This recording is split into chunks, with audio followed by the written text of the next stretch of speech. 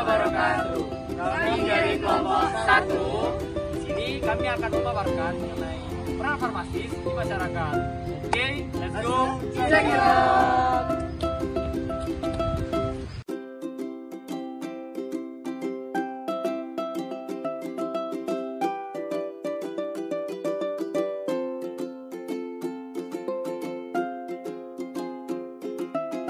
Pada malam hari ini, saya bersama Ibu Eka, kita akan berbincang mengenai apa sih peran apoteker dan kalangan masyarakat itu sendiri.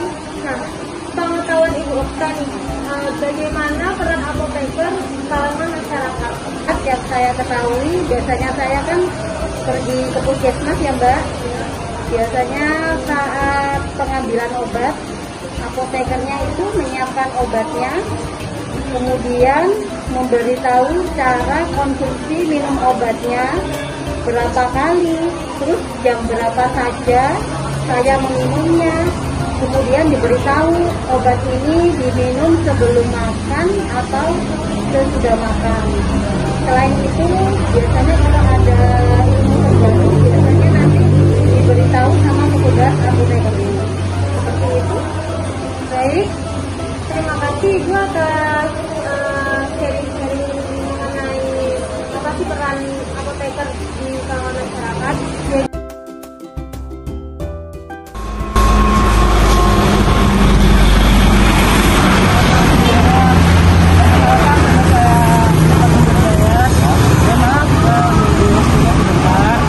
Saya ingin bertanya, apa sih peran farmasis di masyarakat? Kan barang masyarakat kalau ada farmasis. Kalau menurut saya sih farmasis itu sangat penting ya bagi masyarakat. Untuk cara pandang kita sendiri, farmasis itu merupakan sebuah fasilitas bagi masyarakat. Jadi kayak merekomendasikan, terus interaksi langsung dengan masyarakat, dan juga pelayanan kefarmasian bagi masyarakat. Itu sih kalau menurut saya Mas. Terima kasih Mas. Siap, sama Mas.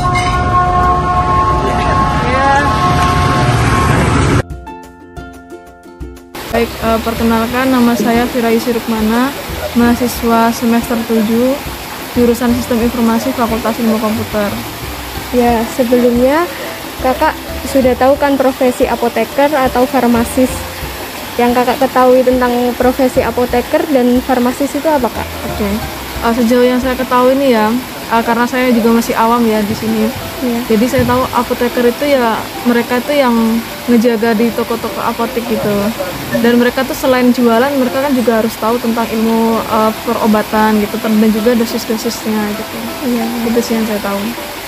Terus bagaimana peran seorang apoteker dan farmasis di kehidupan masyarakat menurut Kakak sendiri?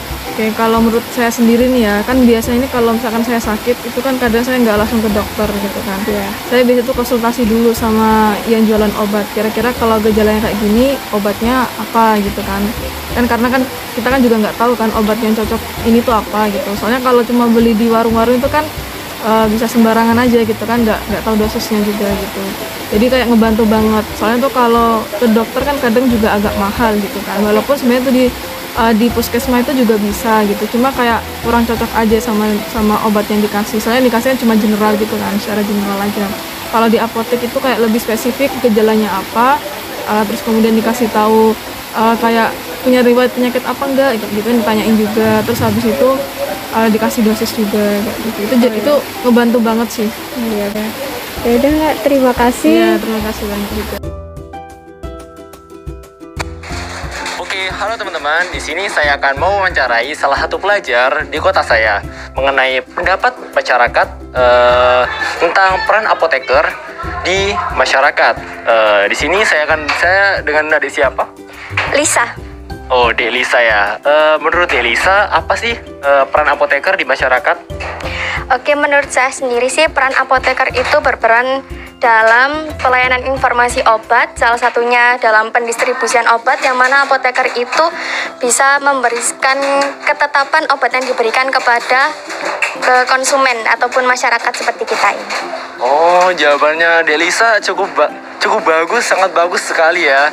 Terima kasih ya Delisa atas jawabannya. Assalamualaikum warahmatullahi wabarakatuh. Waalaikumsalam warahmatullahi wabarakatuh. Selamat pagi Ibu. Sebelumnya izinkan saya memperkenalkan diri. Saya Almas Fale Alifian, biasa dipanggil Almas. Saya mahasiswa baru angkatan 2022 di Fakultas Farmasi Universitas Jember.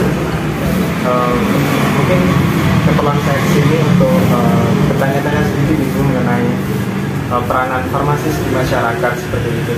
Sebelumnya saya sedang berbicara dengan siapa? Saya Mai Agni Bornomo, apoteker, profesi di Apotek Daniel Ayono. Iya. Lalu untuk sebagai ibu kan apoteker ya, di apotek juga, mungkin bisa memberi sedikit gambaran atau penjelasan mengenai seperti apa sih peran farmasis di masyarakat itu? Sepanjang pengalaman saya selama jadi apoteker, kebetulan saya kerjanya di apotek.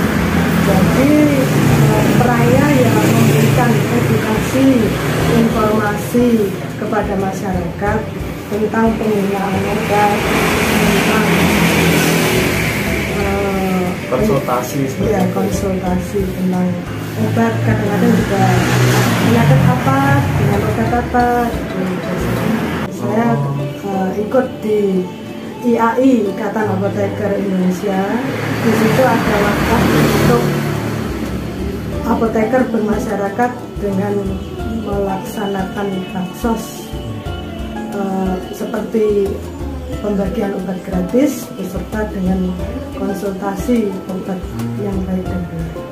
Lalu untuk apoteker sendiri itu biasanya bekerja sama dengan tenaga medis apa saja?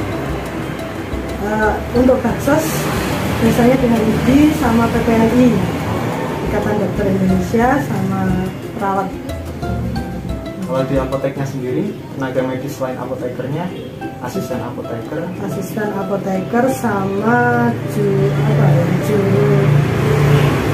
juru yang membantu seperti tenaga SMA untuk membantu menata obat. Khusus untuk melayani biasanya ditangani oleh apoteker dan asisten. Jadi mungkin cukup penjelasan mengenai peran farmasi di Indonesia, Bu. Terima kasih. Jawabannya sangat membantu sekali untuk mengedukasi kita semua. Kita tidak butuh pandangan sendiri dari apoteker itu sendiri mengenai farmasis, perannya farmasi di masyarakat. Baik Ibu, terima kasih atas waktunya. Mohon maaf mengganggu. Terima kasih Ibu Mei atas penjelasannya. Mungkin cukup sekian. Wassalamualaikum warahmatullahi wabarakatuh. Waalaikumsalam warahmatullahi wabarakatuh.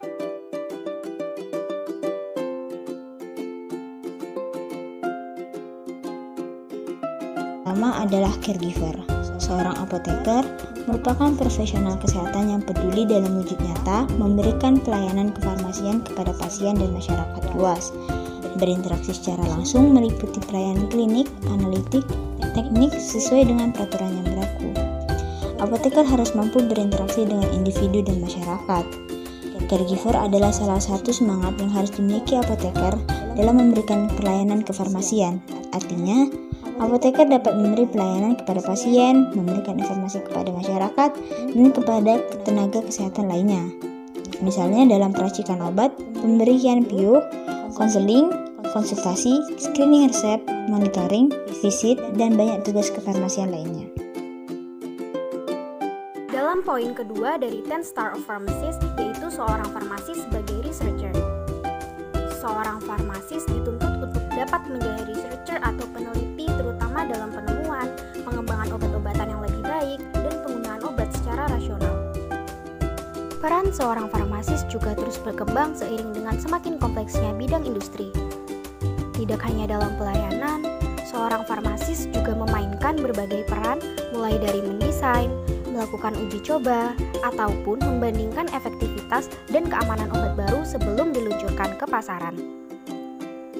Sebagai seorang peneliti klinis, maka seorang farmasis juga perlu memperhatikan formulasi-formulasi senyawa obat baru, seperti mengonversi ke dalam bentuk sediaan yang lebih efektif, meningkatkan formulasi yang ada dan mengarahkan proses produksi menuju yang lebih baik demi kemaslahatan manusia. Selanjutnya adalah peranan apoteker sebagai manajer. Sebagaimana yang kita tahu, manajer adalah orang yang mengelola suatu sumber daya untuk mencapai tujuan tertentu. Dan apoteker sendiri mengelola sumber daya manusia, sarana prasarana, sediaan farmasi dan perbekalan kesehatan, termasuk perencanaan, pengadaan, penyimpanan, dan lainnya yaitu administrasi, baik secara umum seperti pencatatan, pengarsipan, dan juga administrasi pelayanan seperti pengarsipan resep dan pelayanan obat kepada pasien.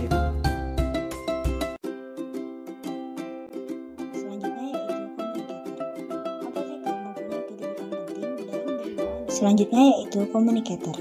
Apoteker mempunyai kedudukan penting dalam berhubungan dengan pasien maupun profesi kesehatan lain. Oleh karena itu, seorang apoteker harus mempunyai kemampuan berkomunikasi yang cukup baik dari segi kemampuan komunikasi verbal, non-verbal, mendengar, dan kemampuan menulis dengan menggunakan bahasa yang sesuai dengan kebutuhan pembacanya. Seorang farmasis atau apoteker harus mampu menjadi komunikator yang baik, sehingga pelayanan kefarmasian dan interaksi kepada pasien, masyarakat, dan tenaga kesehatan berjalan dengan baik. Misalnya, menjadi komunikator yang baik dalam PIO atau pelayanan informasi obat, penyuluhan, konseling, dan konsultasi obat kepada pasien, melakukan visit ke bangsal atau ruang perawatan pasien, pengajar, seorang apoteker atau farmasis harus bisa memimpin dengan memiliki arah dan tujuan yang jelas, agar dapat memberikan pelayanan kesehatan kepada masyarakat dengan baik. Jiwa kepemimpinan haruslah dimiliki oleh setiap apoteker untuk dapat mengambil keputusan dengan baik dan menghadapi situasi yang sulit serta beresiko.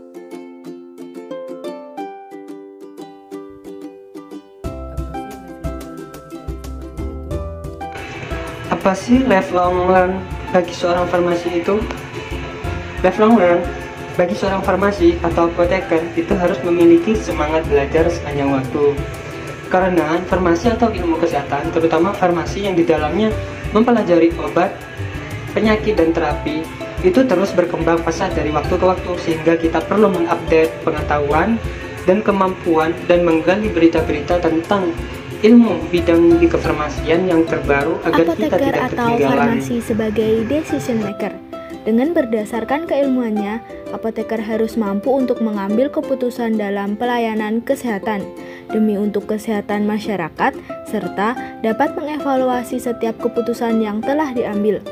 Seorang farmasi atau apoteker merupakan seorang yang mampu menetapkan atau menentukan keputusan terkait pekerjaan kefarmasian, misalnya memutuskan dispensing, penggantian jenis sediaan, penyesuaian dosis, penggantian obat jika ditemukan bahaya yang signifikan, serta keputusan-keputusan lainnya yang bertujuan agar pengobatan lebih aman, efektif, dan rasional.